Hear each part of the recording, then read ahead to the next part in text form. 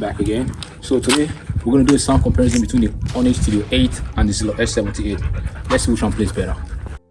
So if you're interested to know more information regarding their features, kindly check out previous video on this channel where both speakers were featured.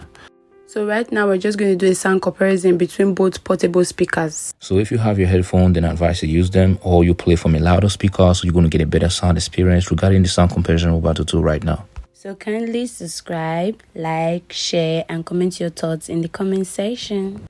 So without further ado, let's see which one plays better among these two bad boys.